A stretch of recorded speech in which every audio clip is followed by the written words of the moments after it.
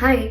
ഈ അടുത്ത് ഇങ്ങനെ കേട്ടിട്ടുള്ള ഒരു കാര്യമാണ്, ആണുങ്ങൾക്ക് ഐഫോൺ വാങ്ങാൻ ഭയങ്കരമായിട്ട് അധ്വാനിക്കണം, കഷ്ടപ്പെട്ട് പൈസ ഉണ്ടാക്കിയിട്ട് വേണം. പക്ഷെ പെൺകുട്ടികൾക്ക് ഐഫോൺ വാങ്ങാൻ വലിയ പണിയൊന്നുമില്ല, ജസ്റ്റ് എൻഗേജ്മെന്റ് കഴിച്ചാൽ മതി എന്നുള്ളത്. First I laughed to be honest. പക്ഷെ then I felt so weird about it because really, കാരണം ഒരു പെൺകുട്ടിയും എൻഗേജ്മെന്റിന് മുമ്പ് എനിക്കിത് വേണം, ഐഫോൺ വേണം, അത് വേണം, ജ്വല്ലറി വേണം, ഇത്ര കിലോ മിഠായി വേണം എന്നൊന്നും ആരും ഡിമാൻഡ് ചെയ്യാറില്ല എന്നാണ് എന്റെ ഒരു അറിവ്. മഹർ നമുക്ക് ഡിമാൻഡ് ചെയ്യാൻ പറ്റുമെന്ന് നമുക്കറിയാം.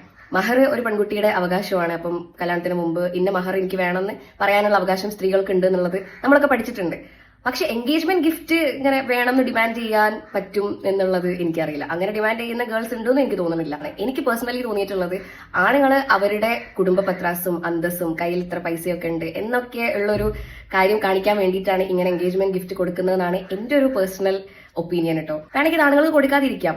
ഇങ്ങനെ ഒരു ഗിഫ്റ്റ് ഞാൻ എൻഗേജ്മെന്റിന് തരാൻ ആഗ്രഹിക്കണില്ല, മഹറായിട്ട് ഞാൻ തരുന്നുണ്ടല്ലോ എന്നുള്ള ഒരു കാര്യത്തിൽ മുന്നോട്ട് പോകാൻ പറ്റും.